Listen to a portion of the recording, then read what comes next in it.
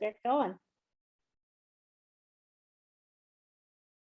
Well, hello, everyone. Welcome. Laskavo, proшу, bienvenidos. Welcome to our first October reading for Cultivating Voices live poetry.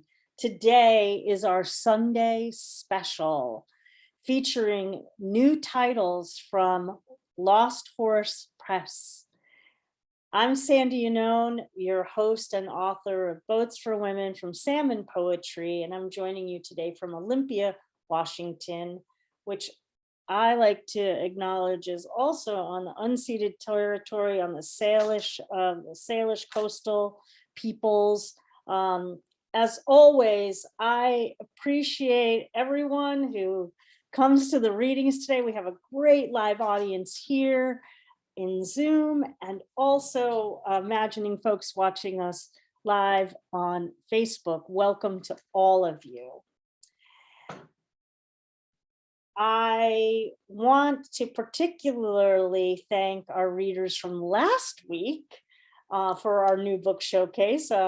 Carolyn Wright, Claire Kelly, Jim Seelar, and Marge Sizer. If you missed the reading, you can watch this fabulous display of poets on the recordings on our Cultivating Voices live Facebook page or on our YouTube channel. And thank you very much to Don Krieger for that. Well, before we get started today, I want to remind our wonderful audiences who've assembled that for today's Sunday special, the chats here are live, both here in Zoom and on Facebook. So please send the love to all our writers who have joined us today. And now to today's reading. For some of us, it's this evening that are reading with us. Again, this week is a Sunday special event where we are celebrating and showcasing the newest titles from Lost Horse Press. And we've got joining us today, publisher Christine Holbert. You will be hearing the featured poets and translators of 4 new titles with poets that are joining us from the Ukraine, Germany, and the United States. It's amazing that we'll get to hear poetry from 2 of the collections in both the poet's home language of Ukrainian and in English. And as those of you who know me, I very much value when we get to hear the home language. So before I introduce our first poet and translator, I'm going to invite Christine Holbert to say a few words. And thank you, Christine, for one, publishing this amazing kaleidoscope of work that we're going to be hearing from today. And congratulations on the new titles. Thanks so much, Sandy. And thanks so much for hosting the book launch. I love doing it on Zoom. I love doing it safely. And also, we would never be able to get these people together. So it's just a wonderful platform, and you're a great host. So thank you so much. And I'd like to welcome the audience. Thank you all for coming to this introduction of the new books. I'm very proud of these 4 titles. You'll be able to order them on our website, www.losthorsepress.org, or through the distributor, the University of Washington Press, if you're a bookstore or you need a lot of copies for classes or something like that. So without further ado, I'm going to let Sandy introduce the readers. Thank you very, very much for coming, and enjoy this wonderful poetry. Thank you, Christine. Well, as I mentioned, we are fortunate to have some of our readers joining us from later in the evening from the Ukraine and Germany this evening. And so we're going to begin with Lyuba, Yakimchuk, and joining us. And her book, Apricots of Donbas, is the 7th book in the Lost Horse Press's contemporary Ukrainian poetry series. Lyuba is a poet. Hello, Yeah. hello, everyone. I'm happy to be here. It's 10 p.m. in Ukraine. It's maybe my lightest poetry reading, I guess, or maybe not, something like this. Nevertheless, stick around for the next 15 minutes. And first, my poem, it's part of long poem Apricots of Donbas in Ukrainian language. Вугілля обличчя. Із очима морськими синіми та з волоссям жовтим ляним, трохи вилиняним. Це не прапор, це стоїть у шахті по коліна у воді мій тато. Його обличчя як вугілля, і звідти з польового хвоща до потопного. Роками розтоптане. Море твердне сіллю, трава твердне вугіллям, а тато стає як трава ковла, сивим. Він чоловік, а чоловіки не плачуть, так кажуть в рекламі, а щоки його рівчаками порубала шахта, і вугілля, добуте з обличчя мого батька, згоріло в Донбас у пічках і багаттях. А десь там високо стоїть терикон, гарчить терикон, як дракон, як сфінкс, що захищає свого Тутанхамона. І знаю тільки я одна, що посеред степу терикон – це корки від пляшок, які тато випив, і попіл від цигарок, що викурив тато. And Svetlana translation. Svetlana, please. So, do you hear me? Yeah. Yeah, very nice. So, well, for a little preface, there have been 3 of us translators of Lyuba's book. I'm the 3rd translator, and the first and foremost are Oksana Maksimchuk and Max Rosachinsky. They are unable to be here today yet. I will do my best to represent everyone. So, the coal face. With eyes sea blue and hair flaxen yellow, faded a little, it's not a flag, it's my father, standing in a flooded mine, water up to his knees. His face like coal, with a print of an antediluvian field horsetail. Trampled by years, the sea hardens into salt, the grass hardens into coal, and father turns like feather grass gray. He's a man, and men don't cry. So the saying goes, his cheeks are trenches chopped up by the mine, and the coal from my father's face burned in Donbas bonfires and ovens. And somewhere high up, there stands a terracone, the terracone snarling like a dragon, like a sphinx, defending its Tutankhamun.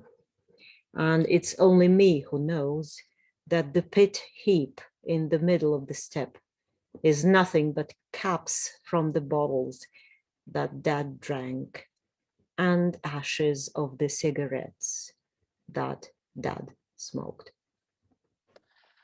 Терикон грудей. Дерева оці, як кольорові олівці, понавтикані вздовж дороги. І тільки часом проїде крас посеред степу в лісосмужку. Донбас, Донбас, шипить труба сонцю на вушко. Ти стоїш у спецформі вугляного агента і пахнеш парфумно реагентами.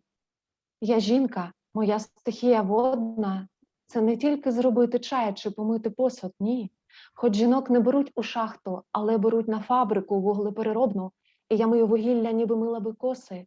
Я вугілля подрібнюю, наче ріжу картоплю або перемелюю м'ясо у блендері фабрики і заправляю маслом розтопленим, тобто поливаю цей борщ реагентами.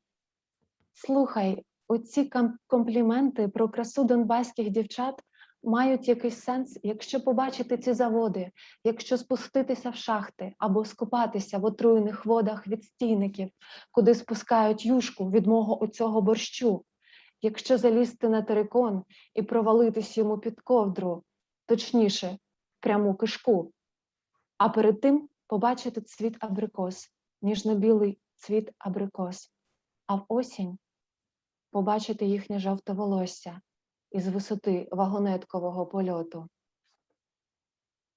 The terracones of breasts. These stalks are like colored pencils stuck along the road. Just now and then a truck will pass amid the step in the copse. Donbas, Donbas. The chimneys hiss into the whirl of the sun's ear. You stand in the uniform of a coal agent and smell perfume-like of reagents. I'm a woman. My element is water. This is not just for making tea or washing the dishes. No.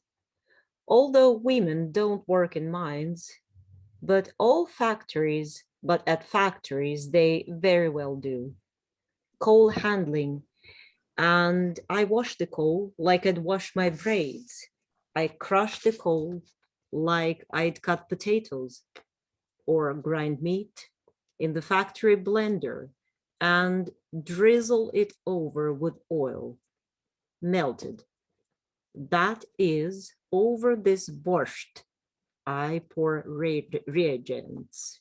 You know, all these compliments to Donbas girls on their beauty make sense if you see those factories, if you go down into the mine or bathe in the poisoned waters of the sumps where the broth is dumped from this borscht of mine, climb up the terracone and tumble under its blanket, namely down its column. But before that, catch a glimpse of the apricot blossom, supple white apricot blossom. And in the fall, see their yellow curls from the height of the mine trolley's flight. Від старості. Померли дід і баба. В один день померли. В одну годину, в одну хвилину. Люди говорили, що від старості. Здохла їхня курка, їхня коза та собака, а кішки не було вдома. І люди говорили, що від старості. Розвалилась їхня хата, сарай став руїною, і погріб зверху присипало землею. Люди говорили, що від старості розвалились. Прийшли їхні діти ховати діда з бабою.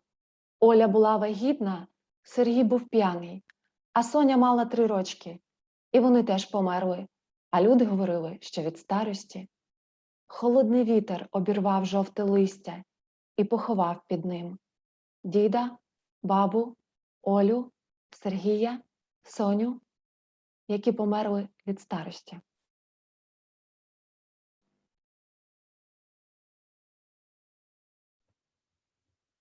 Of old age. An old man and an old woman died on the same day, on the same hour, on the same minute. People said they died of old age. Their hen died, as did their goat and their dog, but the cat wasn't home.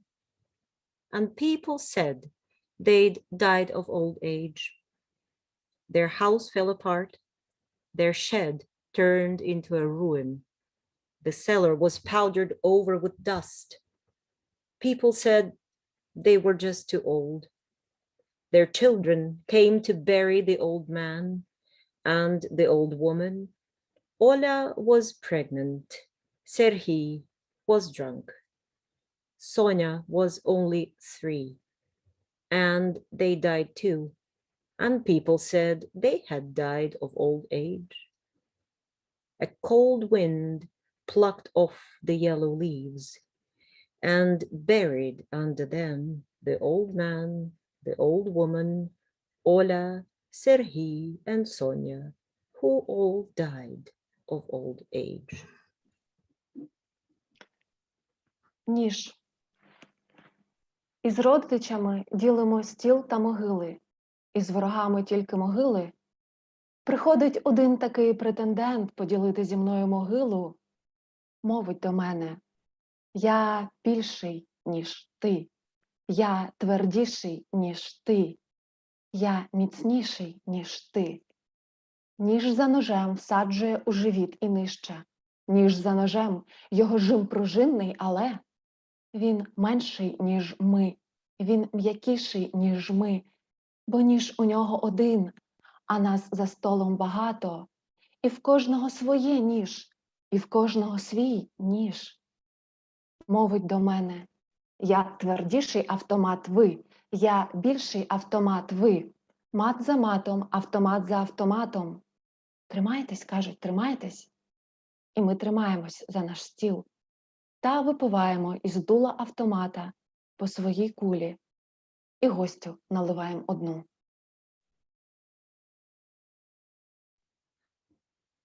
A little bit of insider knowledge about this poem of Lyuba's. You know, it's called Knife. And when I asked her what inspired her to write this poem, she told that it was born of two revelations. And the first was during an everyday conversation when it struck her that in Ukrainian, that is nij. And it sounded as sharp as its homophone, and knife is also nij in Ukrainian. And also in a war-ridden Luhansk and in Ukraine, also war-ridden despite its, well, the restricted area in which the war is happening. People say to each other, hold on. And they reiterate this phrase so often that it loses its meaning. So, knife. With relatives, we share table and graves. With enemies, only graves. One such candidate comes to share a grave with me, says to me, I'm bigger than you, I'm harder than you, I'm tougher than you. Sticks knife after knife into my stomach and below, knife after knife, his pressure spring like butt. He is smaller than us, he is softer than us, because he's got only one knife, and there are plenty of us at the table. And each has their own butt, and each has their own cut. Says to me, I'm sharper blade cut you. I'm a thicker blade cut you. Chip chop, the last one is dead.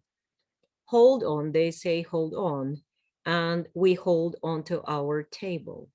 From the gun muzzle, we all drink our bullets. We pour our enemy one, too. У мене до тебе криза. Ти підкурював сигарету, а вона не горіла. Стояло літо, і дівчата спалахували від першого ліпшого, а я від тебе вже ні. Наша любов зникла безвісти, пояснюю другу, пропала на одній із воєн, що ми вели в себе на кухні. Заміни слово «війна» на «криза», каже він, адже кризи бувають у всіх. Пам'ятаєш, була Друга світова криза, відповідно і Перша світова. Громадянська криза, у кожного своя. Я забула про холодну кризу, їх наче теж було дві. А ще ж про визвольну кризу треба згадати. Як добре це звучить. Визвольна криза 1648-1657. Так і запишіть у підручниках. Криза, яка визволяє, назавжди вивільнює. Мій прадід загинув від Другої світової кризи, можливо, від руки іншого мого прадіда, або від його автомату, або від його танка. От тільки неясно, як цю кризу вони вели один з одним. Чи криза, як мор, їх убила сама? Бо ж у кризах ніби ніхто не винен, вони невідворотні, як смерть. І коли наша з тобою хатня війна перетворюється на кризу, чи стає легше, чи менше болить? Хіба птахи повертаються з півдня до нас? А може, це ми їдемо їм назустріч? І що ж це за мова в нас така? Бракує слів, щоб описати наші почуття, лишаються лише криза і любов, як антоніми. Але якщо любов буде такою складною із цими спалахами і згасаннями, як кров і біль, і кров – це зовсім не місячні, а якесь нове моє почуття, а біль – це твоє. Якщо вона буде складеною з двох різних почуттів, то скоро й любов почнуть називати кризою. У мене до тебе криза, Люба, давай одружимось, буде легше обом. У нас криза, краще би нам розлучитися. I have a crisis for you. You lit up a cigarette, but it wouldn't burn. It was summer, and girls would light up from anyone come a table. But I didn't light up from you anymore. Our love's gone missing, I explained to a friend. It vanished in one of the wars we waged in our kitchen. Change the word war to crisis, he suggests, because a crisis is something everyone has from time to time. Remember the Second World Crisis? Correspondingly, also the First World Civil Crisis, to each his own. I forgot about the Cold Crisis. It seems they also came in twos. Also the Liberation Crisis, it sounds so good. The Liberation Crisis of 1648, 1657. Write it down in the textbooks. A crisis that liberates, releases forever. My great-grandfather fell in the Second World Crisis, possibly by the hand of my other great-grandfather, or his machine gun, or his battle tank, but it is unclear how they conducted this crisis with each other. Perhaps it was the crisis itself that killed them, like a plague, for nobody is to blame for the crisis. It is inexorable, like death. And when our own domestic war turns into crisis, does it get better? Does it hurt less? Do birds come back to us from the south, or maybe we come out to meet them? Why is our language like that? We lack words to describe our feelings. Only crisis and love are left as antonyms. But if love is bound to be so complicated with these blazes and smolderings like blood and pain, and blood is not like periods, but some new feeling of mine, and pain is yours. If love is made up of two different feelings, then soon love will also be called crisis. I have a crisis for you, darling. Let's get married. We've got a crisis. We'd better split up. Марсала, що це саме ти, було ясно з того, як гладив кожен палець на моїй нозі. Ніби й не було в мене до тебе цих пальців, і ти їх створив з нічого. Пальці на руках для роботи, пальці на ногах ні для чого, думала я і сумнівалась. Але ти наполіг, бо потрібно щось просто так мати. Доторк за доторком ти створював щось нове в мені. Маленьку родимку на шию за волоссям, велику родимку на лівій груді, яку не видно у виріз сукні. Переінакшив брови, під поцілунком це зовсім не ті брови, що під теплою водою з крану, а на спині розпускав нерівні кола, пірнаючи в неї глибоко і тремтливо, як риба. І я стою перед дзеркалом, у сукні, як марсалове вино, дивлюся поглядом сп'янілим і бачу родимку під вирізом, родимку на шиї, пушок на спині, а твої губи все ще створюють світ, і мені трохи боязко, що настане субота. Marsala, that you're the one became clear from the way you stroked my every toe, as if I never had toes before. You'd created them out of nothing. Fingers are good for work, toes are good for nothing. I thought and hesitated, but you insisted that one has to possess something just for the sake of it. Touch after touch, you created new things in me. A little birthmark on my neck behind the hairline, a big mole on my left breast that is not seen in the cut of my dress, reshaped my eyebrows.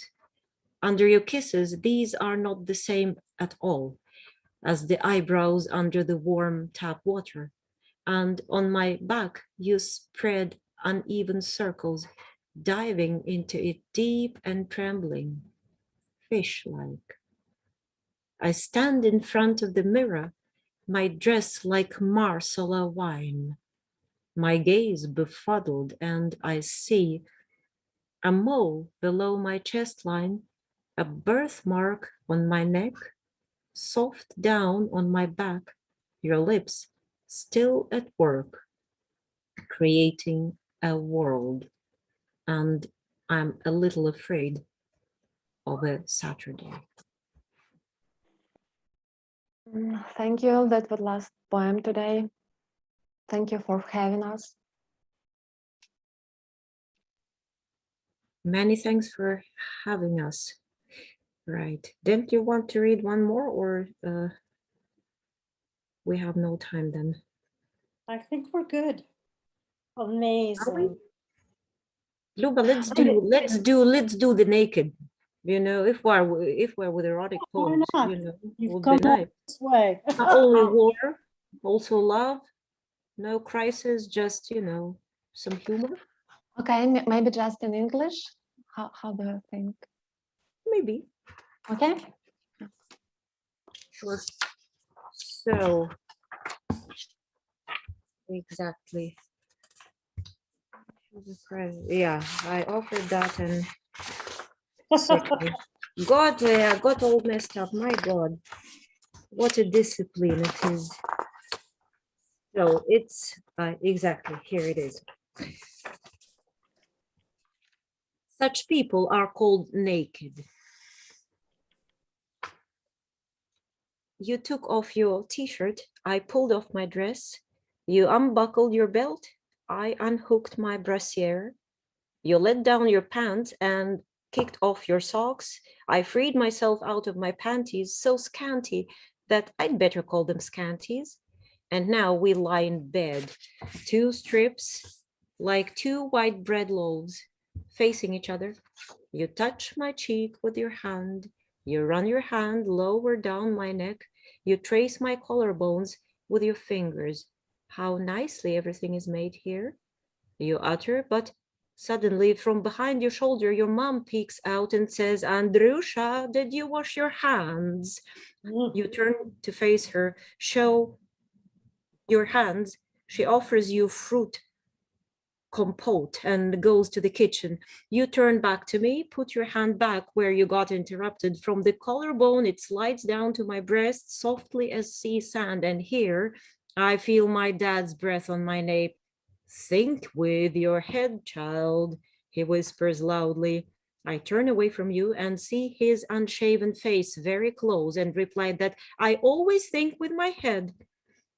I turn back to you and now my hand slides along your chest and its downy hair bends under it. And now, behind your back, the bed creaks. Andrusha, have some fruit compote. You turn away from me, kiss her sonorously and say, Mom, I want to be alone for a little while. And she replies, offended, it doesn't look like you're alone. And she goes off again, and now you are with me again. And your hand on my stomach glides slowly down, so it gets close and tender, and so it gets so, and now I hear my grandmother's groaning. She says behind my back, I knew it. You're not a virgin anymore. See how your look changed. And I take your hand off my belly, turn half to my granny with your hand. I straighten out her purple kerchief. I see, my purple kerchief, and oh my God, the most interesting place. No, this German discipline has to be totally punished. Did I misplace that? Mark, yes, no. And this is a total disgrace. Anyway, I am doing this for a second. Yeah, this is a very nice cliffhanger. Yeah.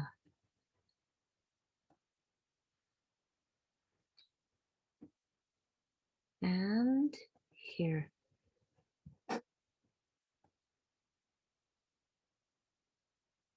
This is what we call suspense. This is suspense. You must know what it will get to. Yeah. Aha, right. I straighten out her purple kerchief and say in a loud voice, I'm still a virgin, Nan, and I will remain untouched forever. I turn back to you and hear over your shoulder, an old lady in a yellow kerchief peeps out, this time your granny. What female name ends with a consonant, as if it were a man's, she asks. The answer is mine, but I keep quiet and take your hands off my hips. Snow falls between us, and like two toy soldiers, we lie like this till morning. And in the morning, a cleaning lady comes, shovels away the snow mounds between us, and I look into your green eyes for a long time. And you look at my brown nipples for very long. Then I say, let's get undressed. And one by one, I take off my dad, my grandma, my mom, my sister, and you take off one by one, your mom, your brother, your childhood friend, your pick-up coach, and we're bare now, wearing nothing at all. Such people are called naked.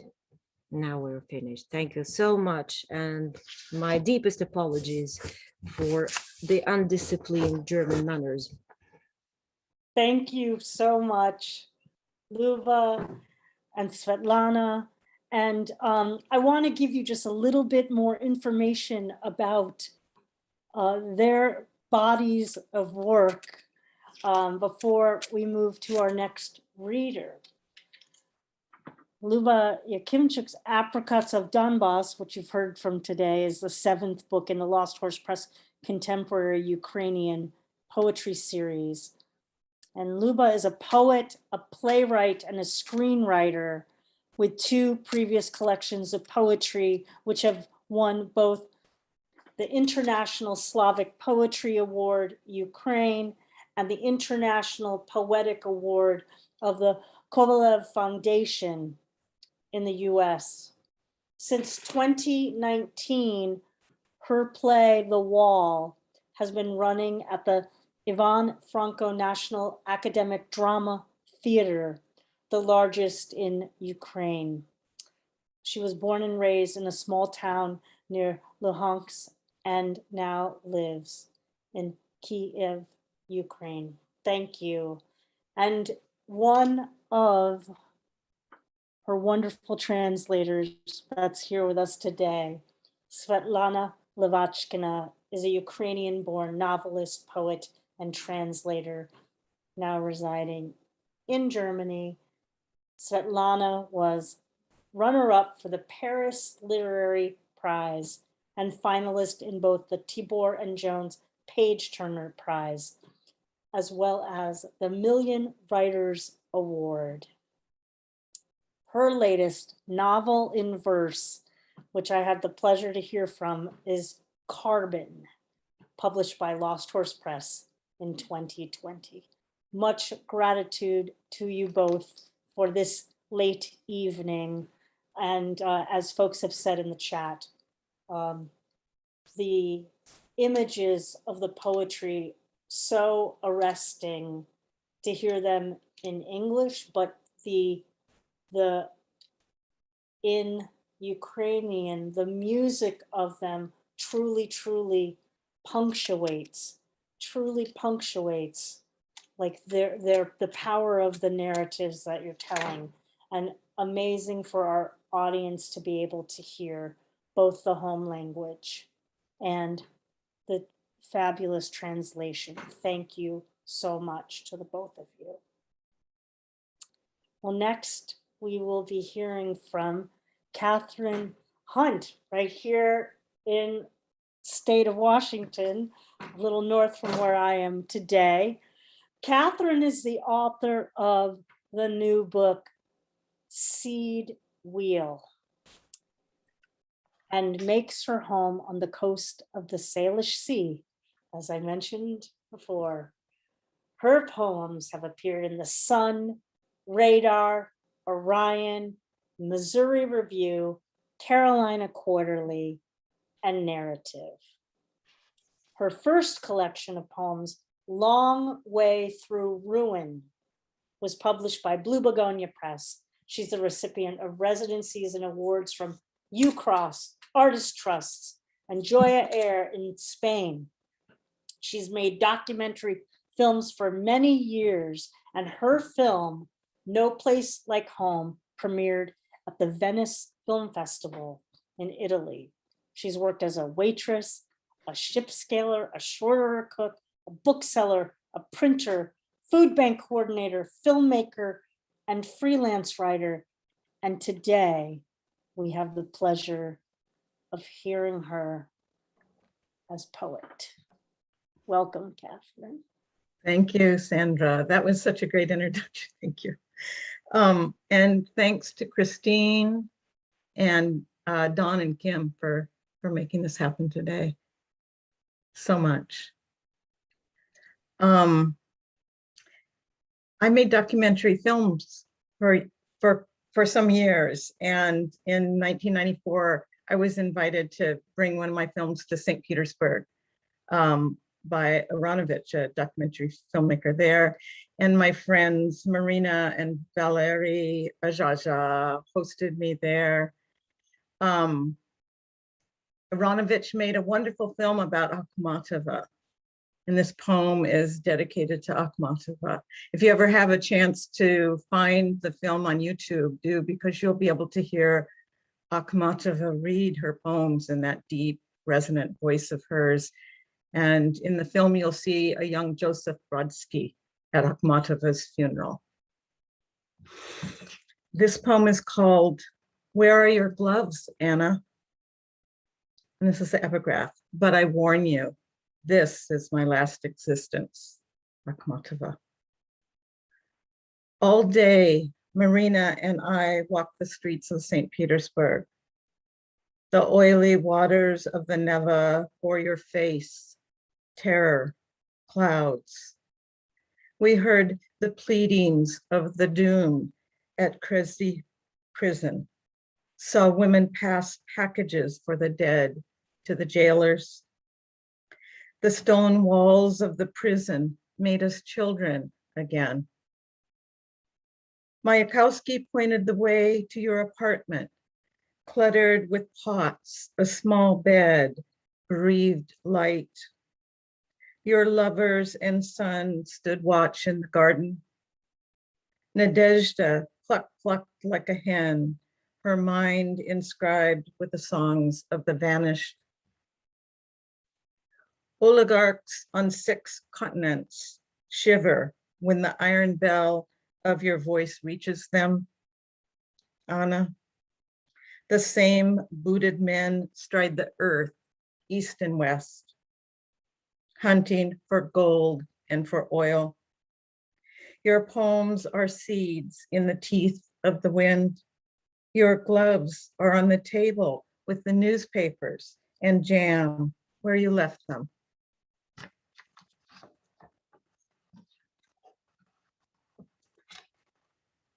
So early on, I fancied myself a journalist when I was just a student. And this poem is called The Journalism Student, 1968. And those of you who were young in 1968 and lived through those years and into the 70s in this country will remember the girl, the burning girl who ran through the photograph. The Journalism Student, 1968. We lived by column inches, hermetic deadlines, the pleasures of our names above the fold, hunched over stand-up tabletops, our fingers capped with cooling wax.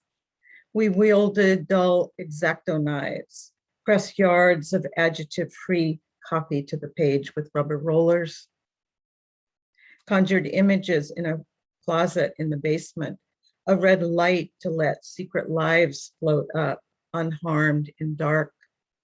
Our photographs, small flags in black and white. One afternoon, the Jurassic woolly scented teacher said to me, "You'll have a scholarship, the letters here." She waved it in the gluey air. That meant I'd go to college and whatever that would be. That day, I was a girl, a receiver, who would tell you now I've never understood enough, can only faintly see the sacred hearts of others and all that matters in this marbled, savage world. The ruined empires of the poor, a burning girl running through a photograph forever. The faces of men, of women, broken open by their wanting.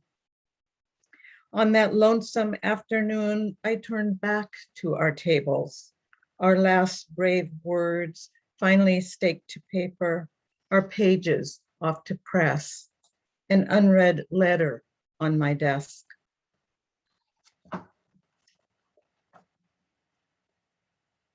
Like other parts of the world, we have fires here now in the summer. And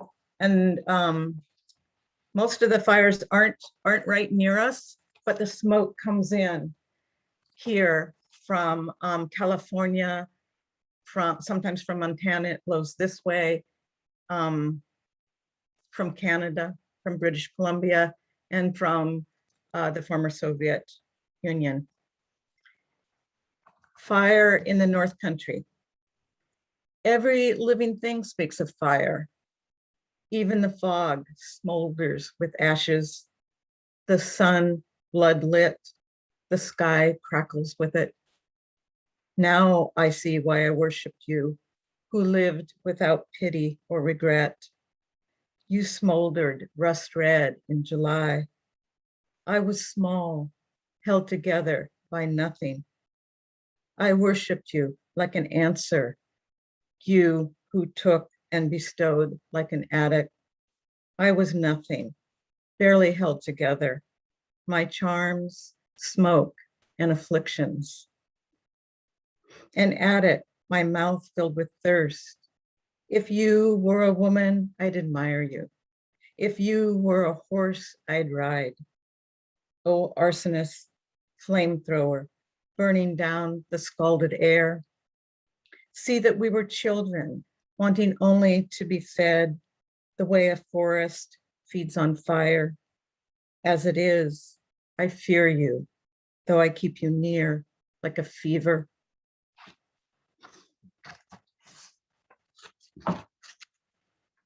I'll read you a couple poems in which my mother makes an appearance. Gary Lilly and I read recently together in Port Townsend, and we both ended up reading without consulting with each other. We both read poems in which our mothers appear. Gary Lilly is another Lost Horse poet, and he's here with us this evening. Avatar. Last night, drifting through sleep's shrouded coast, I returned to my own first days, the wonder that washed over me, my arrival from the cloistered heat, wet, unknown, headlong into the world, the startling gulp of air, and how my mother dressed me in a cotton gown, swaddled me in flannel, a nameless one, bound, unfledged, and brought me home, and in the slow undertow of her chaptered sleep, carried me from room to room, pastel light of snow in every glass, ice disquieting the hours, and laid me down, ran her small, thick country hands the quick interval of me, hands grown used to parting dark from dark, to wash and powder me the way I went with her alone at night when I would cry, to rock and suck and fall into the careless beauty of that once given sleep. Fathomless, those standstill hours when I was just a little one, the cooling bowels that tied us fast to what words later could not say, while I grew fat on milk, her world round breasts, her arms a second womb, my aviator, my avatar. She ferried me through whispered air, and how she settled on a name, Ruth, companion of the wanderers, the sorrowing, and fixed me to the earth, those long winter nights of my becoming.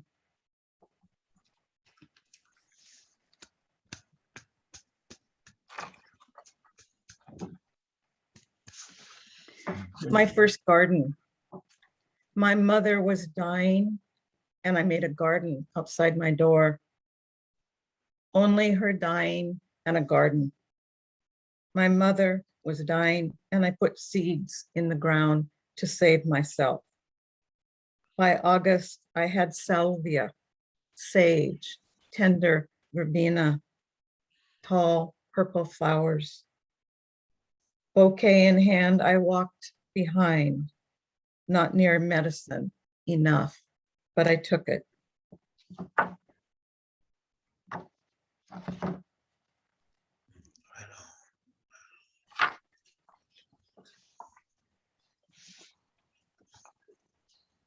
And this poem is called What Is to Be Done? The question I still ask myself, what can we do? What can I do? What can I do? What is to be done? And it's remembrance for my friend S. Reddick. I'll answer your question now, the one you asked that evening we sat in your room, the hot plate you never used, not even for coffee, windows filmed with the voices of dust that reach us years later. The river was weeds, the sentinel towers of the canneries and sawmills that crowded its banks, the graveyard hours you stood on the peach line, the corrugated light, women and men in white aprons roaming through warehouses, trailing the sun. None of us knew the way out of suffering. Who could escape the torrent of heat that surged over our bodies and our houses like a dream? Our lovers' kids slept open-mouthed on damp sheets while we wrote in small notebooks, discovering the ruins of sky, the moment of falling, always in us. The world was on fire, each of us on fire. Empires trolled over the earth, their monstrous wheels. We argued power, revolution, melodic rebellion. Bewailed the girls we'd loved without claim, the ones who left town in bad-mannered cars. Our own country becoming Rome in the beautiful, devouring flare of youth once given. The mind returns to its sorrows by habit, like a waitress counting out pennies at the end of her shift. There it builds its glorious city of losses. Old friend, moonlight climbs over the hills tonight while I write you this letter. The fires will keep burning. I see that now. And how the small gestures of thought, how immense the silence between words. We recited Whitman and Ginsberg while our clothes tumbled in a laundromat dryer. I remember the consoling ring of our coins as they dropped in the slots, the music, the real blessing of that. Soon enough, our lives would show us how all is torn away, dying moment to moment to become something else, leaving only heat and the windburnt leaves. Thank you so much for listening and for this reading. It's wonderful to be with people from all over the world listening to poetry. Kathryn, exquisite, exquisite reading from your new collection, Seed Wheel. Oh, there's so many things I could actually say, but just briefly, you brought me back to January of 1991, Hmm. when I had the opportunity to be in the apartment that Akhmatova Yeah, and right. Svetlana Right.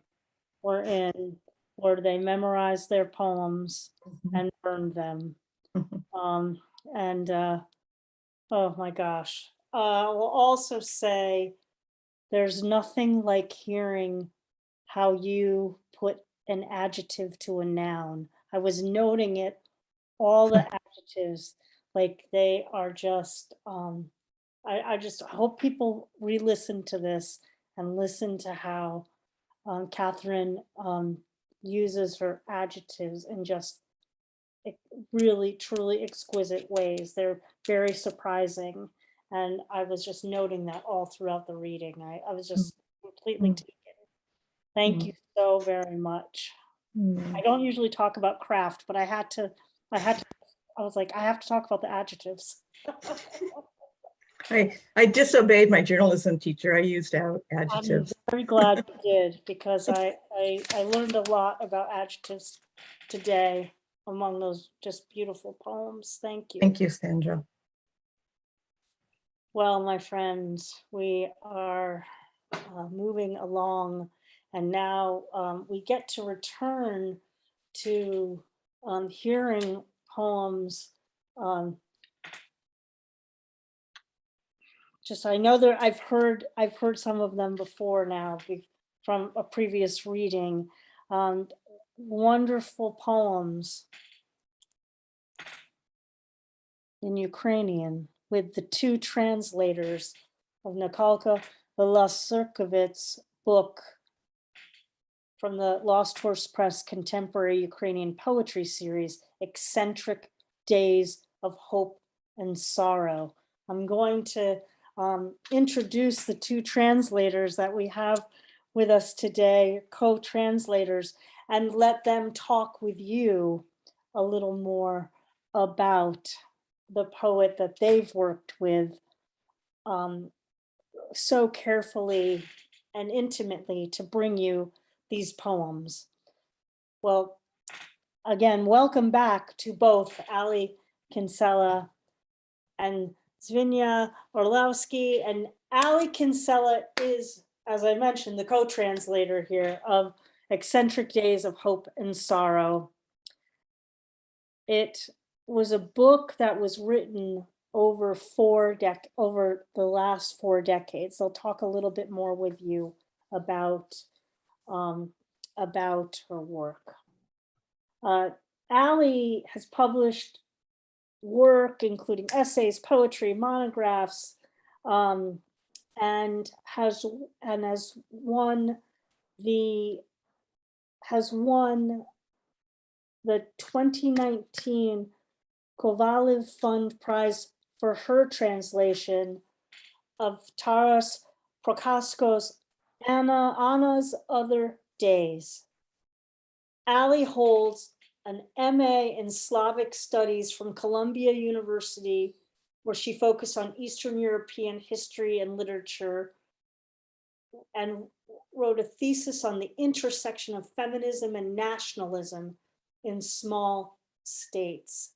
Ali is a former Peace Corps volunteer and lived in both Western and Central Ukraine for nearly 5 years, and is joining us today from Chicago, where she lovingly says she also sometimes works as a baker. Hello, thank you. Very accomplished. Dzvinia Orlowsky is the co-translator of Eccentric Days of Hope and Sorrow. Dzvinia is a Pushcart Prize poet, translator, and many of you, of course, in addition to knowing her poetry, also know her as the founding editor of Four Way Books. Incredible titles from an absolutely necessary press here in the States. She is the author of 6 poetry collections published by Carnegie Mellon University Press, including her most recent Bad Harvest, which was named a 2019 Massachusetts Book Awards must read in poetry.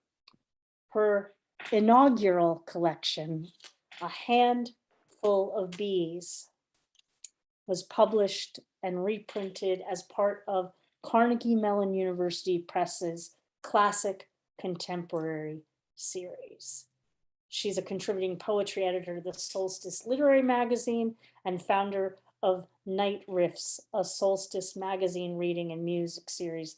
And she teaches poetry and creative writing at Providence College and is a writer in residence at the Solstice Low Residency MFA in creative writing.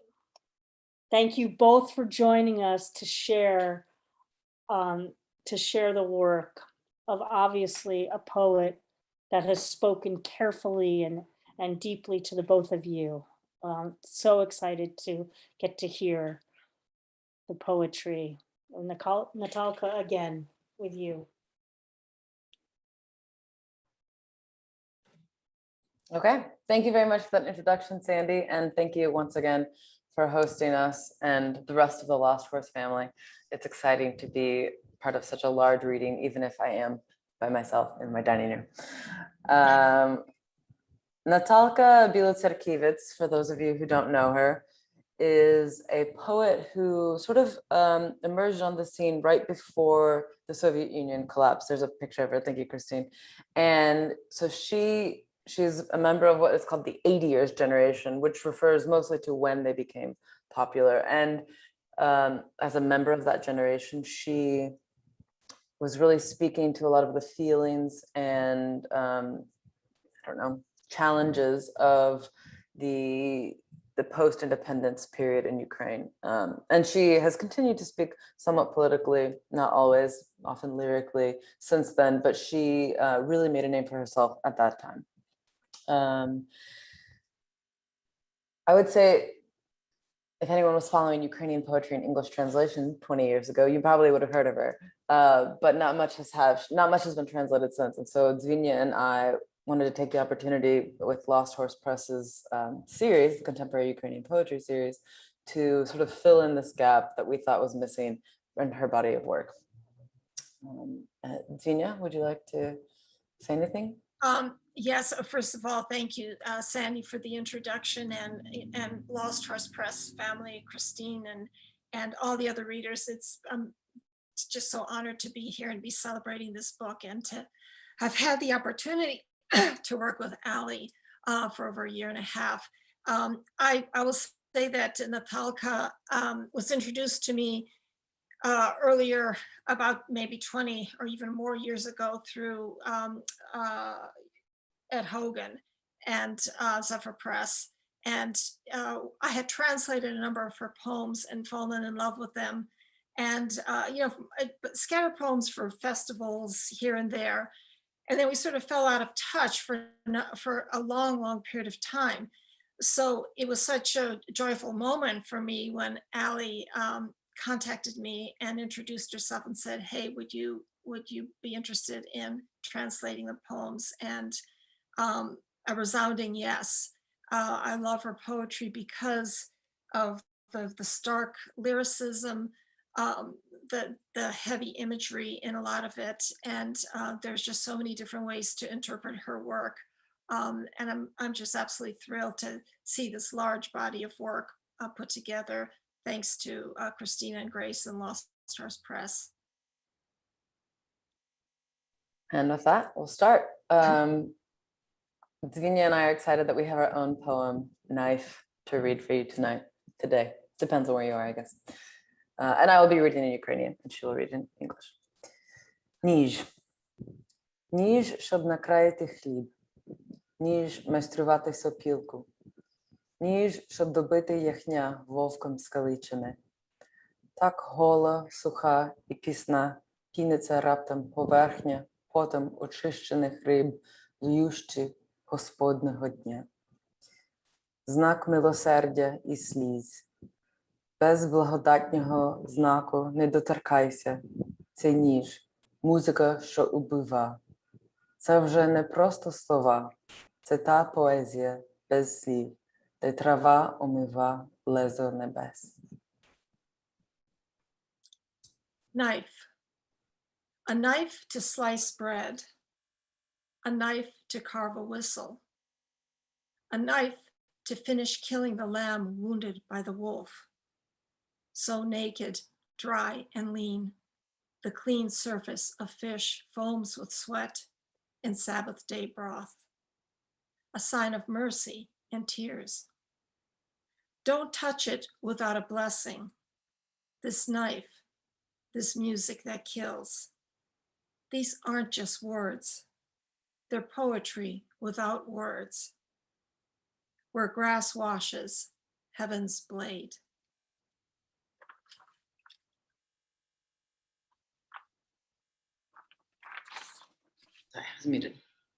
Міст. Повітря непорушне і гаряче, як моє тіло, вигнуте, як міст над річкою. Таке мовчання, наче п'ють солов'ї свій чорний алкоголь. Немає звуків, лише кольори, відтінки розстелили над водою. Обличчям вгору, так було зо мною. Такий же, як спирт, великі вечори. Є катастрофи пам'яті. Вона руйнується на знаки, на півтони, деталі брил, конструкції перил, перепливи крові, формули любові.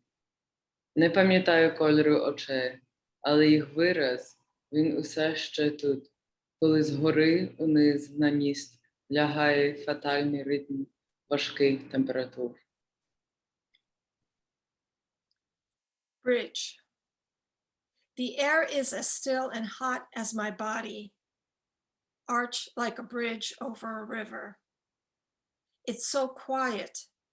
The nightingales must be drinking their own black alcohol. No sounds, only color and shade spread out across the water. Face up, that's how it was with me, evenings as glorious as spirits. There, memory catastrophes. They collapse into signs, halftones, details of blocks, construction of rail, inflows of blood, formulas for love. I don't remember the color of eyes, just their expressions still here. When a devastating pulse of extreme temperature drops from above onto the bridge.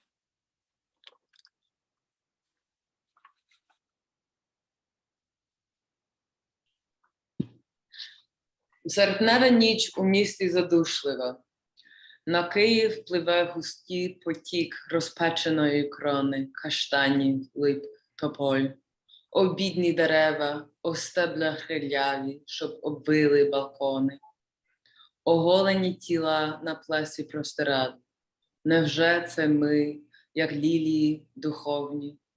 Шкірні покрови встелені греховно піском із пляжів смрадного Дніпра. Подай мені ту склянку, де вода із крана має сірий присмак хлору і туги, невідомої з таблиць хімічних елементів.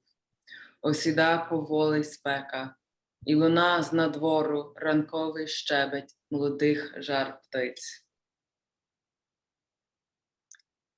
August city night.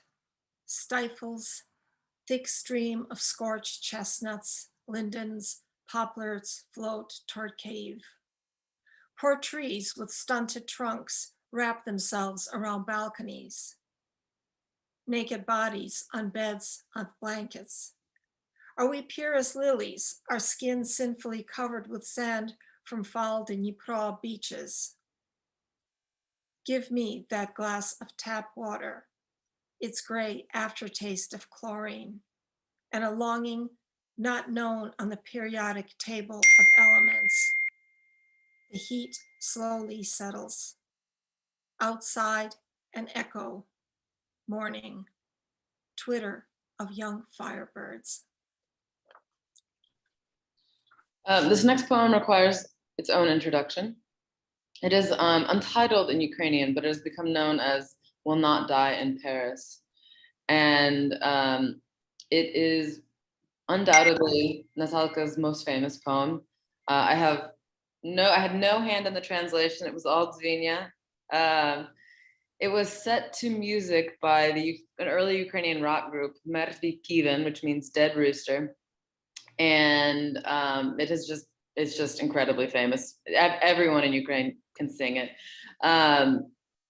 But it was also instrumental in sort of, it's also often known as an anthem of the 80s or the 90s, and it was sort of galvanized people's emotions. And I will read it in Ukrainian, and I think Dzvinia might have something that she wants to say about it herself, but I'll let you listen to it in Ukrainian. It starts with an epigraph from Cesar Vallejo. Я помру в Парижі в четвер увечері. Цезар Вальєго. Забуваються лінії, запахи, барви і звуки. Слабне зір, гасне слух, і міняється радість проста. За своєю душею простягнеш обличчя і руки, але високо і недосяжно вона проліта. Залишається тільки вокзаль на останнім пероні. Сіра піна розлуки клубочиться, пухне і от. Вже вона розмиває мої беззахисні долоні, і огидним солодким теплом наповзає народ. Залишилася любов, але краще б її не було. В провінційній постелі я плакала, доки стомилась, і бредливо рум'яний бузок заглядав до вікна. Поїзд рівно йшов, і закохані мляво дивились, як під тілем твоїм задихала сполиця брудна. Затихала, стихала банальна вокзальна весна. Ми помрем не в Парижі, тепер я напевно це знаю. В провінційній постелі, що потом кищить і слизьми. І твого коньяку не подасть тобі жоден, я знаю. Нічиїм поцілунком не будемо втішені ми. Під мостом Мірабону не розійдуться кола пітьми. Надто гірко ми плакали, ображали природу. Надто сильно любили коханців, соромлячи тим. Надто вірші писали поети, зневаживши зроду. Нам вони не дозволять померти в Парижі. І воду під мостом Мірабо окільцюють конвоєм пустим. Thank you. I love this poem, and I was very grateful again to have been invited by Ed Hogan many, many years ago for Zephyr Press to translate it. This poem has so many meanings, literary, cultural, personal, and Natalka has also said the same. The literary references are there with Vallejo and also with Apollinaire's Le Poème Mirabeau that addresses passing time and unhappy, fleeting love. So for Natalka, this poem did have that kind of personal meaning that everybody during Brezhnev's time thought, oh, the romance, Paris was like a Mecca, literary Mecca, and we'll never get there. And so there was this stagnation.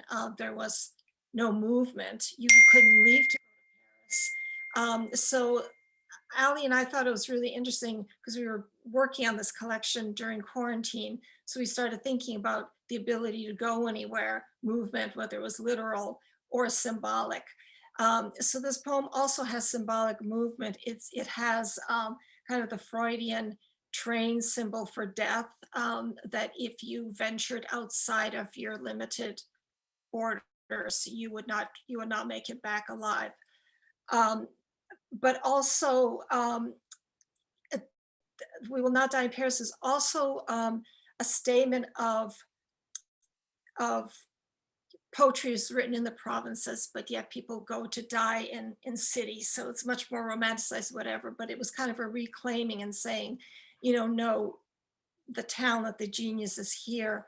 So we are not going to go elsewhere to die. This is where the poetry stays. So there's just so many meanings to the poem. I just think it's absolutely gorgeous. So, and thank you, Ali, for reading it in Ukrainian, and I'll read it in English. Will not die in Paris.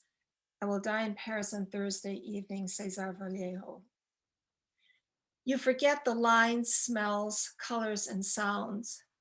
Sight weakens, hearing fades, simple pleasures pass. You lift your face and hands towards your soul, but to high and unreachable summits it soars. What remains is only the depot, the last stop, the gray foam of goodbyes, lathers, and swells. Already it washes over my naked palms. Its awful sweet warmth seeps into my mouth. Love alone remains, though better off gone. In a provincial bed, I cried till exhausted. Through the window, a scraggly rose-colored lilac spied. The train moved, unspent lovers stared at the dirty shelf heaving beneath your flesh. Outside a depot, spring passed, grew quiet. Will not die in Paris, I know now for sure, but in a sweat and tear-stained provincial bed. No one will serve us our cognac, I know, and we won't be saved by kisses under the Pont Mirabeau. Murky circles won't fade. Too bitter we cried, abused nature. We loved too fiercely, our lovers shamed. Too many poems we wrote, disregarding poets. They'll not let us die in Paris, and the alluring water under the Pont Mirabeau will be encircled with barricades. Thank you.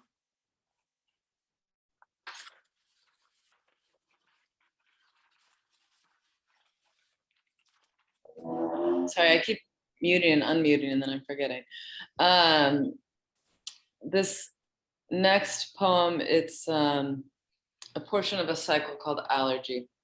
And I would like to read a couple notes just so you have more context for these poems. Will We Get to Washington, which you'll hear, is a reference to a poem by Taras Shevchenko. And Taras Shevchenko is Ukraine's most famous son. He was the first one to really write in Ukrainian as a language. It's not the first thing written in Ukrainian, but we can consider it the first big one. He's a romantic poet, if I'm not mistaken. Dzvinia could correct me on that. But he has the line, "When will we get to Washington with the new and just law? We'll indeed get there someday." And that was written in 1897. And the other note is the line, "Unharness your horses, lads," so taken from a Ukrainian folk song about two young lovers in the garden, as most Ukrainian folk songs are. And in this case, the Rostov sadist is Andriy Chikatilo, also known as Andrei Chikatilo.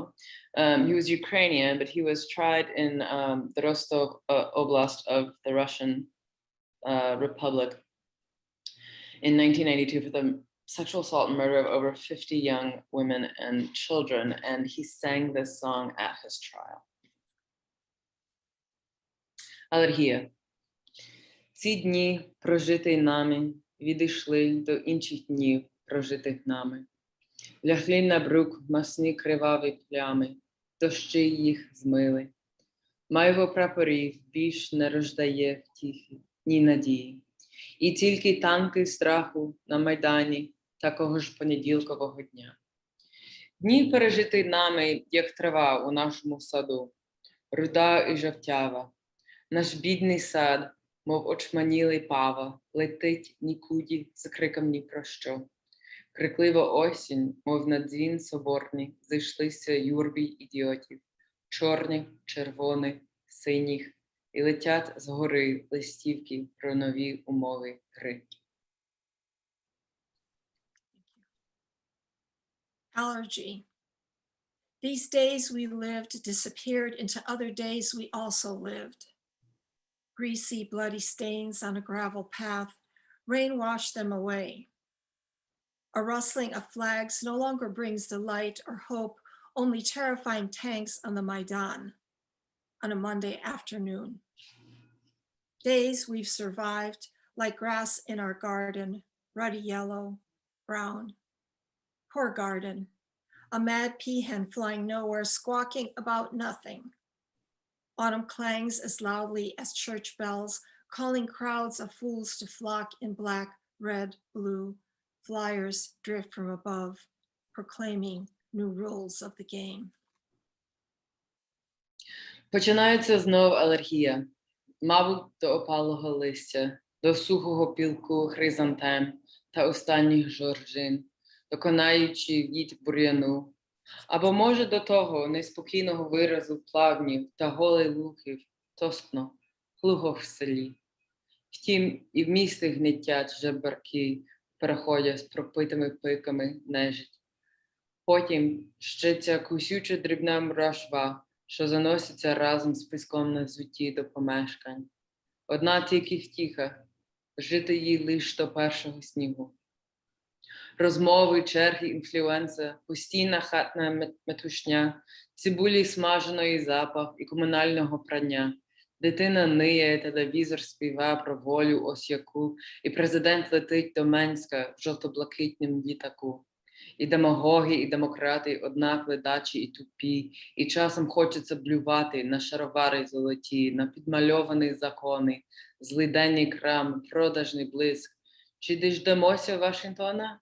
А, діждемося таки колись. Again, my allergy begins, maybe to burning leaves, to the dry pollen of chrysanthemums and last dahlias, to the dying bunches of weeds. Or maybe it's to that ill-at-ease look of reed beds and bare meadows, wistful, overgrown in the village. Yet in the city, beggars hound the passageways with drunk faces and runny noses. And then there's that tiny biting ant borne on shoes along the dirt to apartments. There's one consolation. It'll live only until the first snow. Conversations, cues, influenza, the constant commotion at home, the smell of fried onions and shared laundry, a child whines, the TV sings about our freedom, and the president flies to Minsk in a yellow-blue plane. The demagogues and the Democrats are all lazy and dumb, and sometimes you want to puke on their gold trousers, on the gussied up laws, pathetic wares, glitter for sale. Will we get to Washington? Yes, we'll get there someday. Боюся тих, що вийдуть із печер на поклик м'яса і видовищ. Знаю, і там є кров. Якщо розбить комп'ютери або бібліотеку спалити, а ще краще ноти, скрипки, рояли. Ой, який оркестр заграє, і на вишкірені зуби легенький усміх опаде. Боюся тих, що вийдуть із печер. Їм нічого втрачати, крім кайданів умовностей. Будь ласка, дуже прошу, добрий день, пане, на добраніч, пані, проходьте, дякую. Уже ж кварчить вогонь, танцюють тіні, і сидить Ростовський співає. Розпрягайте, хлопці, коней. I fear those who will come out of the caves at the call of meat and circuses. I know there's blood there. If you must, smash the computers or burn the library, better yet, all sheet music, violins, the pianos. Oh, what an orchestra will play, and a light smile will fall upon the bare teeth. I fear those who will come out of caves. They have nothing to lose but their chains of convention. Please and thank you. Good morning, sir. Good evening, ma'am. After you, my pleasure. The fire's already crackling. The shadows dance and the Rostov Seda sings. Unharness your horses, lads. This next poem is called February, and it has two references. There's an epigraph by Ukrainian poet Lena Kostenko, And she was famous. She's about a generation before Natalka. She was very famous in the 60s, and she signed an open letter that was protesting state repressions of Ukrainian intellectuals and was blacklisted for nearly a decade. The other important note is that in late 2000, journalist Georgi Gongadze, who had founded an independent online newspaper, disappeared, and a body was found decapitated and burned in the woods not too far from Kyiv. And in February of the next year, people took to the streets. It was determined that it was in fact his body, and people took to the streets in February.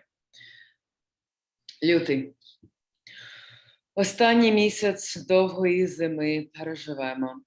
Все-таки і ми у чомусь звинили. Із пітьми виходить ніж, як місяць, і гітара вибранькує про трупи і лисі, і на касетах наші голоси. Хто винен менше, більше, навпаки, хто винен більше, менше. Із роки повзуть роки, неначе черв'яки, і все-таки за все надходить кара. Нещасна земля підневільних снів, мерзених слів, одрубаних голів, обпаленої кислотою шкіри, твій солов'їний вирвано язик, і тільки мат, і свіст, і п'яний крик доноситься з-під княжої порифи. Моє княгині, жоно риб і жаб, твій кожен син, негідник або раб. Кому віддатись і кого любити над берегами вічної ріки? Бухгалтері, майори їхні жінки, і в закордонних школах їхні діти. Що виросте з рокиданий колось, нам голе поле бачить привелось, але жнива таки побачить хтось, і пройде серп ходою супостата, і замолотять ципом на току, і хліб на вишиванім рушнику лежатиме, як голова оттята. February.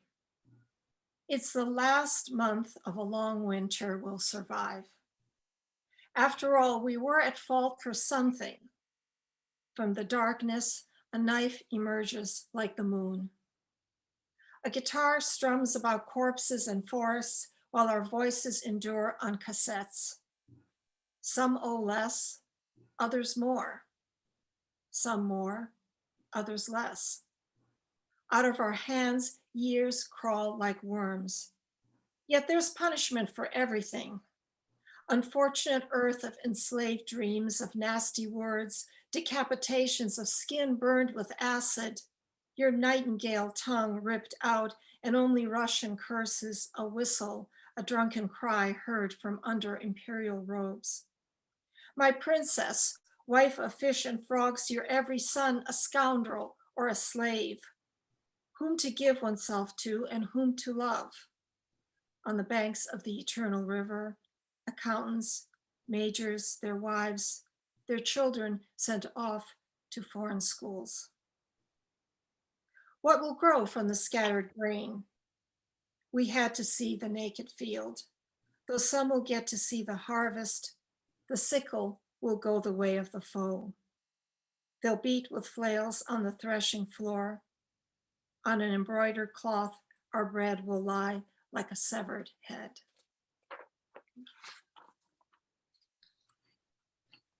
Вінарня вовк. 2 роки тому, навіть 2,5, жити іще не здавалося так безнадійно. Не захлиналися ржавою кров'ю каштани, повені не підступали до вікон будинків, там, де вінарня вовк і кав'ярня голуб, і маленький театр під великими ліхтарами. 2 роки тому, навіть 2,5, ще не було таких лютих снігів і морозів, не замерзала вода у котлах і рурах, не примерзала флейти до уст і пальців, сніг не обліплював ноги в тонких панчохах, паморозь не лягала на килими в готелях. І лісові пожежі, цунамі з жіночими іменами, кров і вино на мертвих ногах у тонких панчохах і килими, засипані уламками літаків. Хай, ще лишається час для останнього знаку, час, коли бігтимуть вовки, летітимуть голубі, і, полишивши фундаменти, витягнувши коріння, зникнуть винарню вовк і кав'ярню голуб, ліхтарі, каштани, готель, театр. Wolf Wine Bar.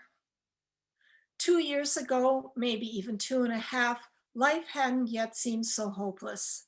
Chestnuts didn't choke on rusty blood. Floods didn't reach the windows of the buildings with the Wolf Wine Bar and Dove Coffee Shop and the small theater under their large lanterns.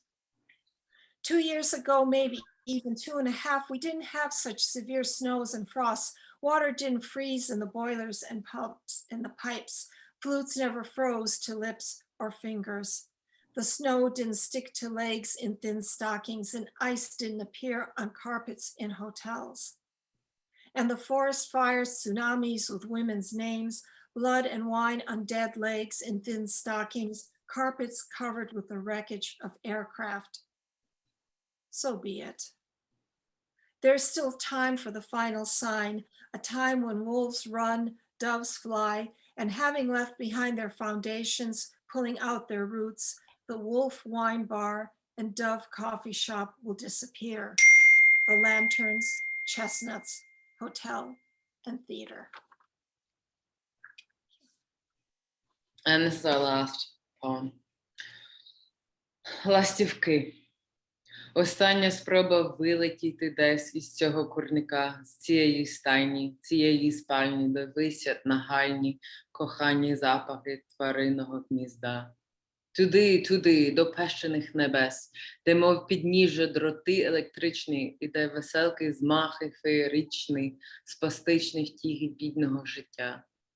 Як рукавички чорні з наших перст, мов чорні з білим клавіші рояльні, як фейерверки вночі фестивальні, вони летять із рідного гнізда.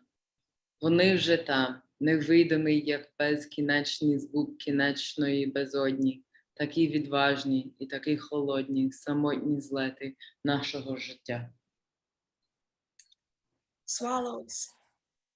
A last attempt to fly off somewhere, from this coop, from this stable, from this bedroom where the urgent sweet smells of an animal's nest hang there to there.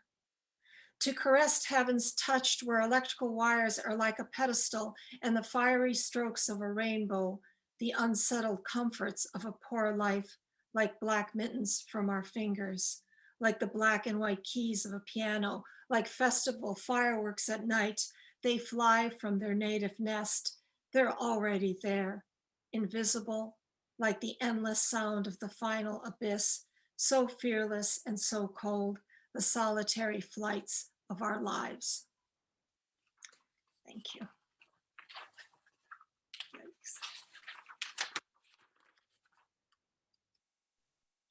That is just such extraordinary work.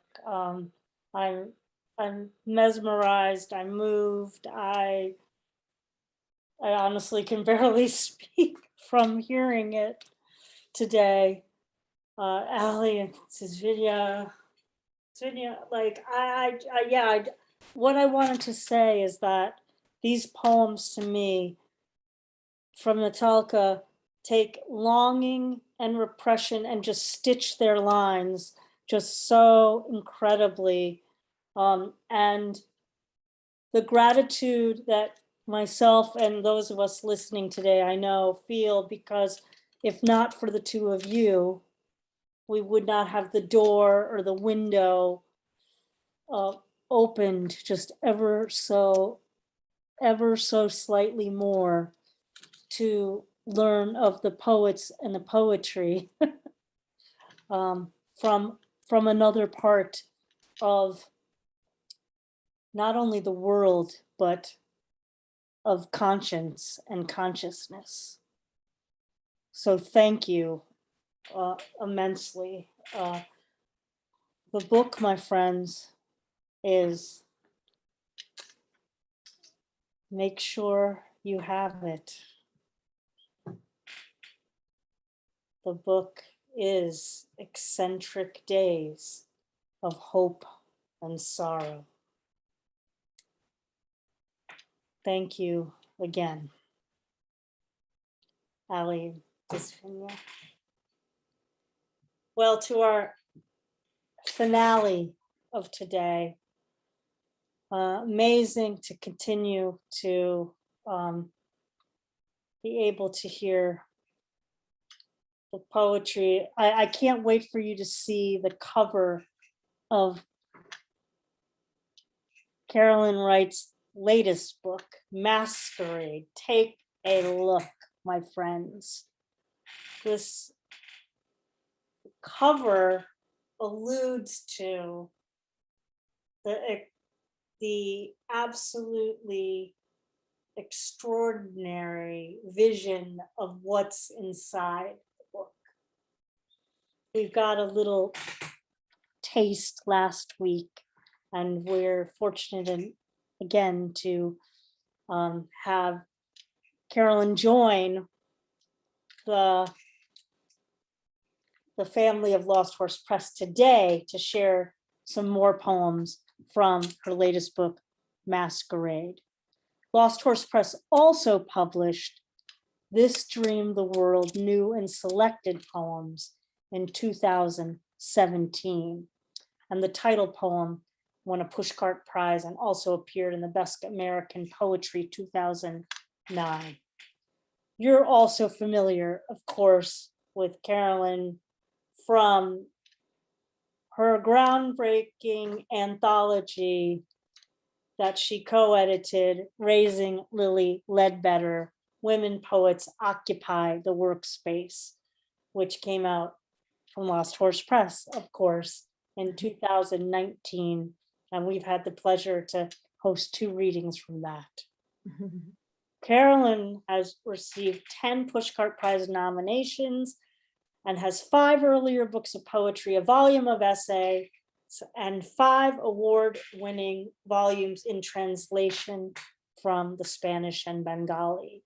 She's a contributing editor for the Pushcart Prizes, and she teaches for Seattle's Richard Hugo House, as well as at literary conferences and festivals across the United States and elsewhere. She's also received a National Endowment for the Arts and 4 culture grants, and is a 2020-2021 Fulbright Scholar Award recipient, which is going to allow her to take her back to Bahia after the pandemic subsides in Brazil. Welcome back, of course, and close us out for this extraordinary afternoon of poetry, evening, depending on where you are. Thank you.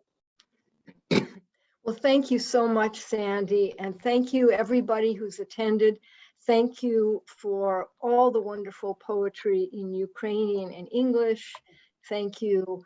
I won't thank everybody by name right now because I know people are, some of you, it's way past your bedtime.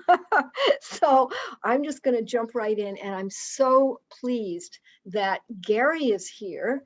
Gary Lilly, also a member of the Lost Horse Stable. And Gary is right here. He's right here in the upper right-hand corner, which would be the northeast of the book cover, the back cover, or in Portuguese, you would say, o Nordeste, you know, which is my favorite part of Brazil. But we're not going to be in Brazil at this point. We're still going to be in Massachusetts, in that little seacoast village on the North Atlantic, because I'm going to start, I read all different poems, but because Gary's here and because he chose this poem as he was guest poetry editor for Raven Chronicles, when Raven Chronicles was still doing magazines, and he chose this poem for that issue. And it's called The Putting Off Dance. You know, it's like keep away. A quick introduction. This is an arts and writers colony residency program. And the 2 people in question occupy studios right next to each other. And there was a lot of jokes about putting stethoscopes against the wall and things like that. So you'll hear all of that here. The Putting Off Dance. Humming a blues riff from far inland, You lay the moon shells I give you on your table's little dune of letters that have piled up for days, unopened as the bodies of sand dollars. You are the man with whom I share a wall. All morning in adjacent studios, we move between kitchen and work table, each footstep tracking its next door shadow. November's 10-knot gale rattles the veranda, the sidelong windows empty of sky. In the diorama I imagine, this row of studios opens to its cutaway dilemmas. In jest, you press a stethoscope to my wall, X-ray vision switched on full, like figments of wishful thinking. Moon shells pile up, signs of the zodiac look both ways. Who says no is out of the question? As long as I type, your voice is the sea in my ear. When I pause, a chair scrapes on your side of the wallboards. You catwalk down the veranda to my door. It's too late to outwit the moment, to redouble my keystrokes in an arbitrary gabble, to reverse your steps, erase your profile through my Venetian blinds. Your honey and mulled wine win this round. Your tongue-tied plea, I never quite believe. But my alibis ride a tilting raft. You give me a turquoise amulet with broken clasp, its damage unexplained, as women who ring for you on the downstairs phone. I set an African violet on the sill, its petals meant to deflect you. Who leads? I ask the season's waltz card. Who follows? Our moves tell the future in mirrors. You stumble whenever the phone switches long distance partners. Your zodiac unknown, what sign would claim us from dreams shifting dune house? We go back to our desks as if to lovers, the phone downstairs ringing its two-tone note. Decide, decide. Voices fly out of the letter piles, clamoring for answers. My blood's divided longings. When bedroom lights go out in this coastal town, our footsteps echo across the floorboards. So much diverted sleep between us. Stalling for time, I name old lovers, those who quoted from the complete guide to rejection. Rain squalls off and on all evening like a difficult conversation. Doesn't night's unbroken sky arch like a serious question? Our ends and beginnings threaded on the same strand, each constellation lined up along its own ecliptic. I fear your universe with its own rules, traceries of North Atlantic sand between my quilted comforter and pillows. I scribble predictions in the dark while the town sleeps, inventing one last reason it wouldn't work. My body up against that wall, braced for giving in. Okay, so you may have noticed some of the, shall we say, old technology, you know, the payphone downstairs on the wall. Nobody has phones in their units, no cell phones. And the typewriter, the manual Olivetti typewriter, the only thing that kept typing when the power went out and everybody's electric typewriters just died. Anyway, so we're going to go on. We're going to move on now to the naked scene, right? I said in a comment earlier, I promised in the chat a bit of naked, right? So here it is. It's a little phrase at the beginning that this person used to say. Hello, world. We rise together naked and stand before the morning's half-drawn blinds. Oceanic light surrenders itself at our feet. Afternoons, we walk along the one street spining this narrow town, with paper sacks of scallops and okra, or packages to mail, our laundry things already married in the basket. Other days, we stroll salt crystal paths through pine shadow, the outer dunes beyond those boughs shifting like mid-ocean swells. We riff lines into gull-crazy air, calls and responses bearing their way forward. One rope looped to another, late sun in our eyes, a lingering brilliance.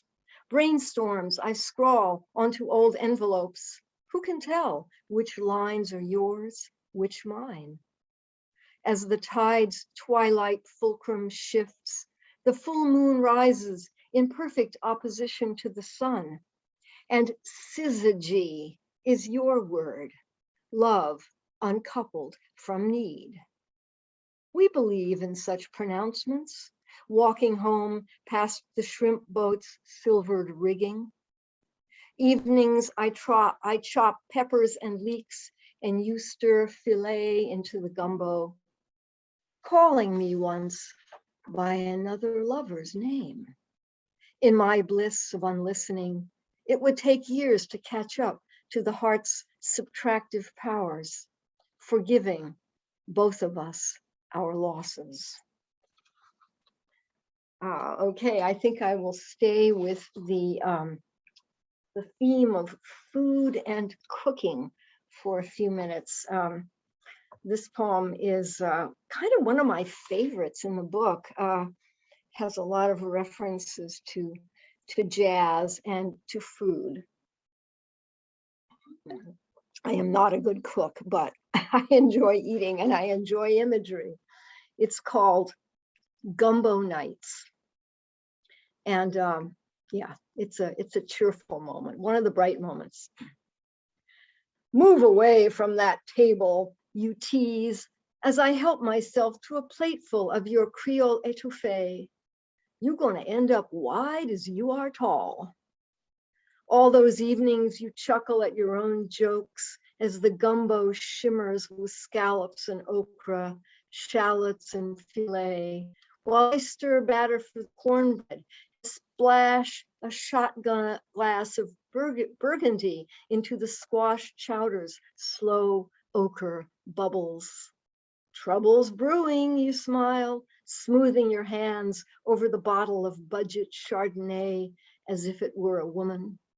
Inside that thin woman, there's a fat woman fighting to get out.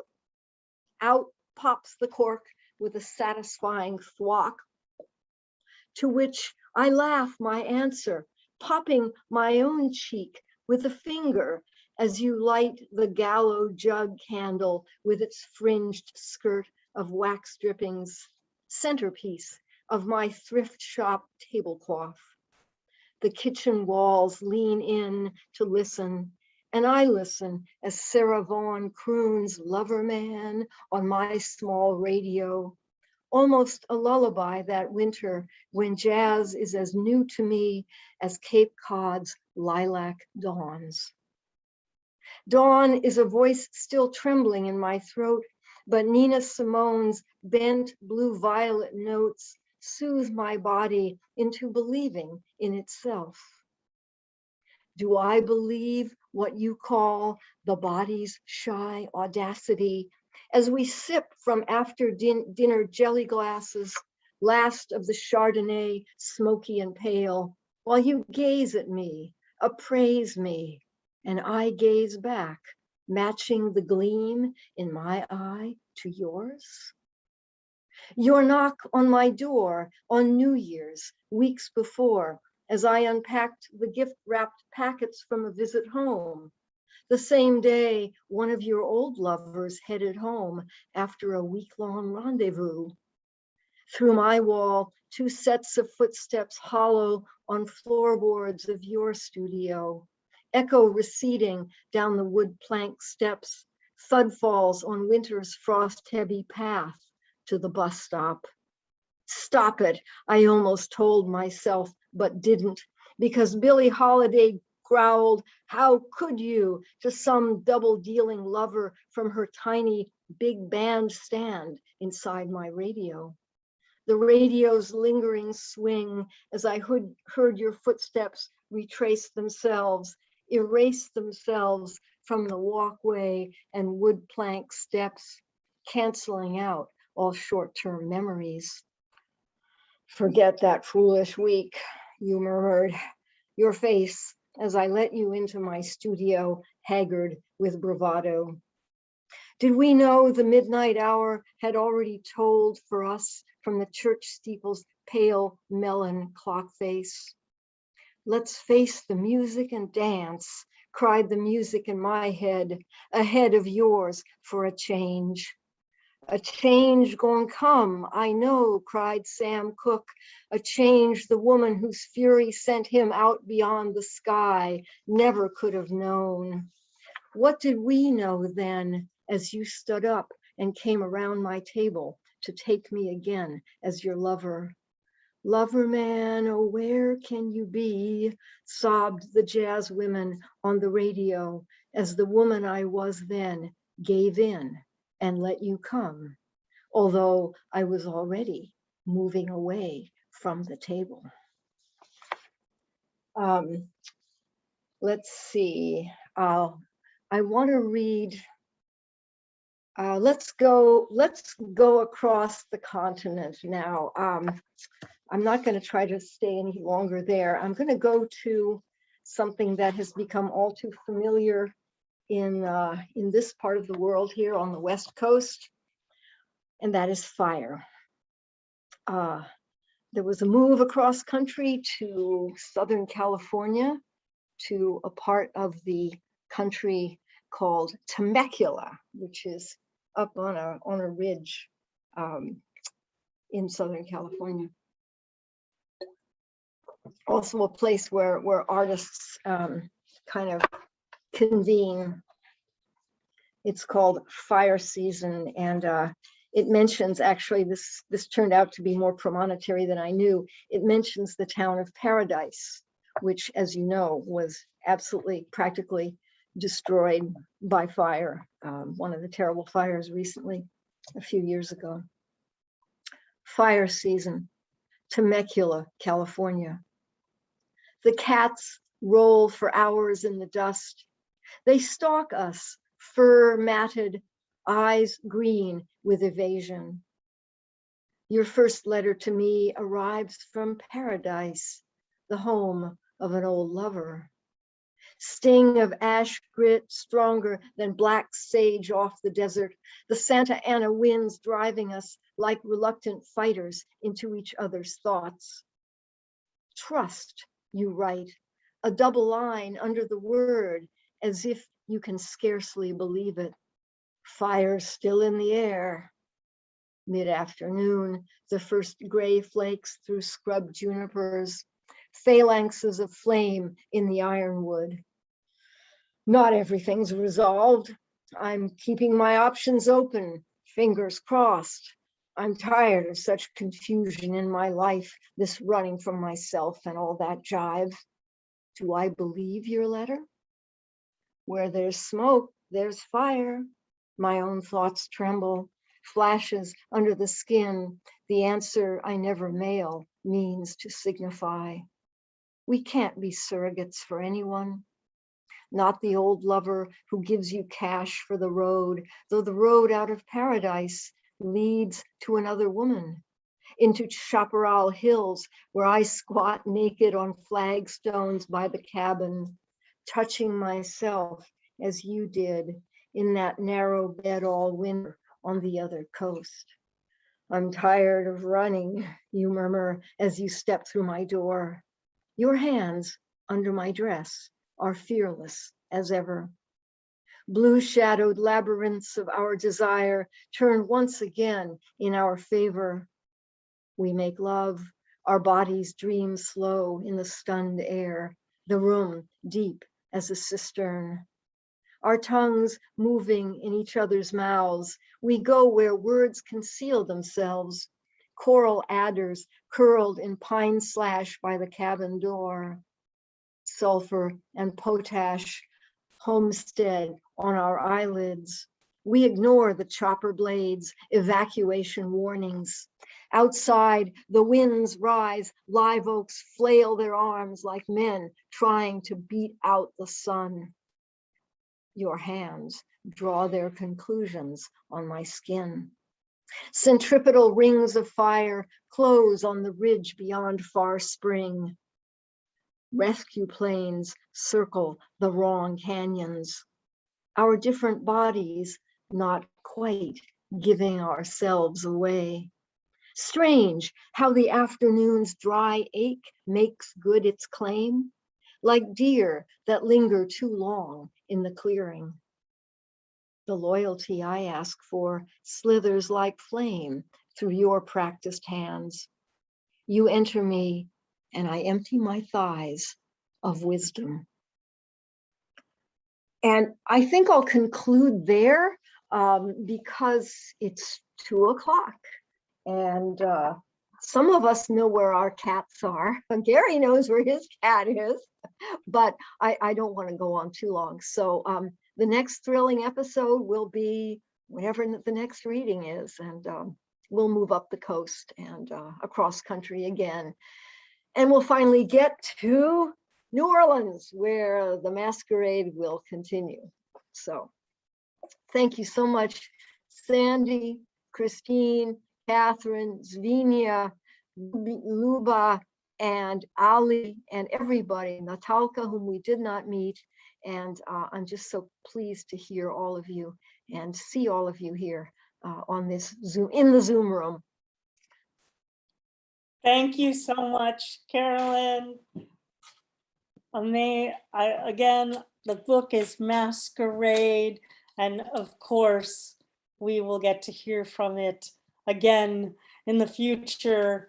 I want to just encourage everyone now before we close out, and I hope you'll all appreciate that, you know, our reading went longer than they usually do today because we wanted to bring the multiplicity of language to you, and that necessitated the desire to extend the reading for the usual time that we have. So I want to thank everybody, if you'd love to unmute so we can thank Lyuba, Yakimchuk, Svetlana, Lavochkina, Kathryn Hunt, Ali Kinsella, Dzvinia, Orlowsky, and Carolyn Wright once again for just a most, I don't really have words for it today. They provided the amazing work and words. And of course to Christine Holbert from Lysnewycz Press for bringing them together. Bravissimo! Thank you. Fabulous. Thank you. Fantastic. And I just want to say hello to my partner in this Ukrainian series, Grace Mahoney. I see that she's here today too. Gracie. And also I had a comment. We just heard from Ilya Kaminsky, the winner of the Idaho Prize for Poetry. And it's a book called STEM, or a manuscript called STEM. It will be a book soon by Lisa Ortiz, and she came to the reading too. I sent her Okay. last minute. Congratulations, Lisa. Thanks, Sandy. Great news to share. You heard it first here on Cultivating.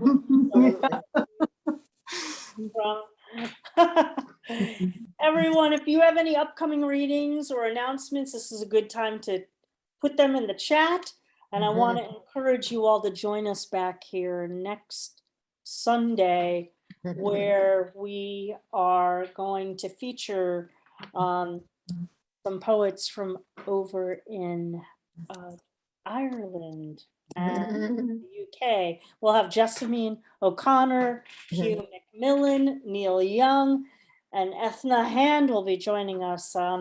And get your poems out and ready for October 17th, when we will have our Poets Focus live open mic. You all are the features on the theme of wings. Anything having to do with wings, any kind of wings. You get to interpret the theme, bring your poems, and the first 12 of you will be our features, 6 minutes each on the 17th. Also give you a little bit of a preview to October 24th's new book showcase. You know, I booked these months and months in advance. And it turns out that one of our readers, Ashley M. Jones, has just been named the new poet laureate of Alabama just a couple weeks ago. Ashley will be joining us with Elizabeth Levinson, Karen Poppy, and Judith Kerman with their new books. And of course, come back on Halloween, where we're going to have the open mic for your tricks and treats. You can register for all of our Cultivating Voices live poetry readings, as you know, because you're here on the event pages, or watch us live on Zoom. And again, thank you everybody for being here today. So grateful to be able to just share this reading with you, and to be able to bring the diversity of things that we're able to bring because of the connection of the poets that we have as our membership here at Cultivating Voices Live Poetry. Thanks to Don Krieger, of course, for being our production wizard, and to Kim Parsons for being our graphic guru. Hooray for the tech Mondays. Indeed, indeed. You know, our humanity depends ever more and always for our deep listening of one another. Today, we were able to really practice that listening in multiple languages. And it was fantastic to have folks join us from Ukraine, Germany, the US, to share that poetry. Everybody, please take good care of yourselves this week. Take care of your beloveds. And of course, keep writing your extraordinary poems. We'll see you next week, and see you on Facebook. Take care. Thank you, Sandy. Thank you so much, everybody. Thank you. Great. We'll all be in touch. Okay. Thank you. Thank you. Be well. Yes.